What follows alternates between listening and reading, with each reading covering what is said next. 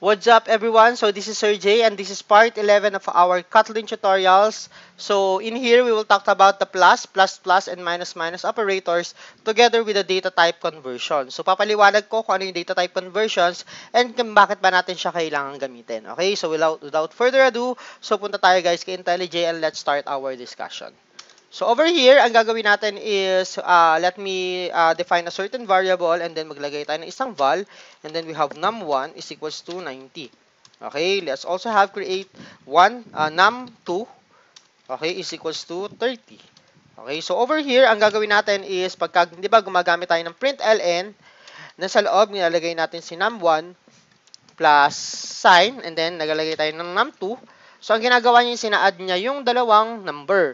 So, magiging sagot niyan is 120. So, let us assume that this one is a string. So, paano naman kapag ka-string? Ano kaya magiging output? Magiging output niyan is 9030. Kasi, kapag ka may string, si Kotlin o yung compiler ni Kotlin, automatic yan guys na pagdidikitin. Sa ibang word nga yan, tinatawag natin na concatenation. Okay? So, in here, like, maglagay tayo, example, string name. Okay? So, over here, gawa tayo dito sa value. Like, for example, 90 plus 30. And then, ito naman kay string, ang gagawin natin dito is na gawa tayo ng dalawang string na JSON plus 90. Okay? Sorry. JSON and then plus may surname. Okay? Baton. Okay? So, over here, kapag ka-display natin si value ni num1 at display din natin yung value ni string name. Okay, so ang magiging sagot is syempre 120 sa JSON batoon. Okay? That's what we call the plus sign kapag gagamitin natin kay Kotlin, okay? At ginagamit natin kay string. So, sir, paano kapag for example, gusto ko from a string is mako-convert siya into a int. Okay, yun yung sinasabi ko sa inyo conversion. So, like for here, so like let's have num1 is equals to 90. And then, let's have val, and then num2. So, gagawin natin is i-define pa rin natin siya bilang string. So, gawin natin to 30 over here. So, ang gagawin lang natin yan, madali lang yan, no? So, ang gagawin natin is, let's print this out, println, and then, dito sa loob, num1 plus, and then, lalagay nyo lang num2, and then, gamit lang kayo ng reference operator, and then, gawin nyo lang is to int. Ito yung mga conversion niya, maraming iba-iba. Okay? Pag ginawa natin itong to int, so automatic ang magiging sagot na dito is 120. Kasi ang gagawin niya, itong string, okay, na num2, ang gagawin niya is i-convert niya yan to integer. Okay? Kaya ang mangyari sa kanya, magiging number na talaga siya. I-add siya, magiging 120. So, madali lang din yan, guys. So, like for example, ito naman is, gusto niyo naman is println. And then, ang gagawin naman natin is, i-define naman natin to. So, ang ilagay natin dito is num2, which is a string. Tapos, i-add naman natin si num1. Tapos, lalagay lang natin to string. Yan. Kapag to string naman to, ang nangyayari dito is, pag duduktongin niya yan, gagawin niyang string. So, magiging lalabas is 3090.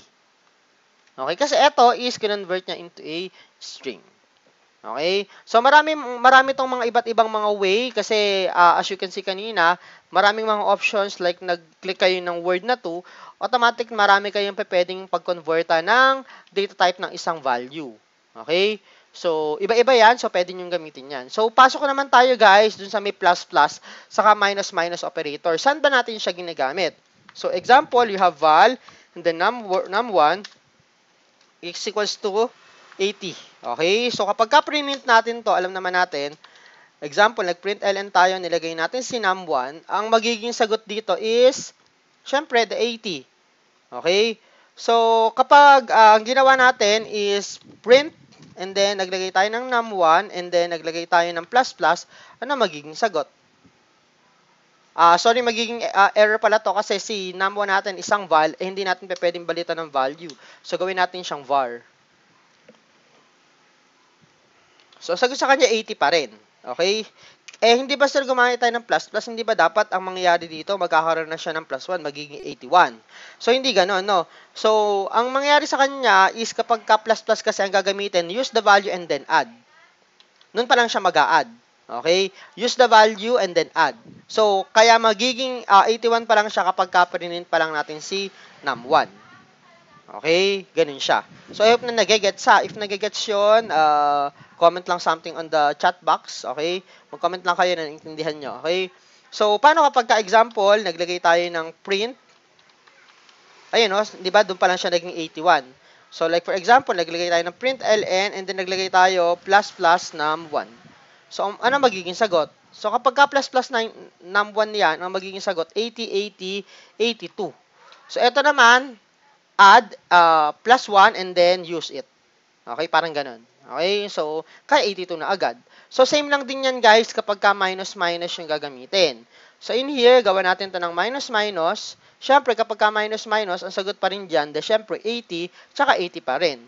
Kasi again, ang ginagawa natin kapag ka nasa dulo operator, use it and then apply kung plus plus or minus minus. Okay? So kapag ka-print natin, lagay tayo ng print ln and then naglagay tayo ng value na num1, nun pa lang magge-generate yung ating sagot na 79. Okay? So over here, let's create print ln, and then gamit naman tayo ng, unahin natin, minus minus num1, and then dito, print ln, and then saka natin ilagay si num1. So ano yung magiging sagot? Ang magiging sagot is, ayun, 78. Kasi, ano mangyayari? Ima-minus niya muna, tsaka niya pala, i-minus muna, tapos gamitin. Okay? Tapos print ulit, kaya 78, 78. So, you try to understand this, panoorin mabuti, tingnan mabuti para alam kung ano yung naging itsura ng input tsaka output.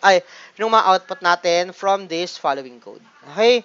So, ilang muna guys for this tutorial. So, antayin nyo guys yung mga susunod natin na discussions kasi right after these lessons, yung mga susunod natin hanggang classes, magde-develop tayo guys sa isang system using Kotlin. Okay? That will be all for this tutorial. See you guys on the next video.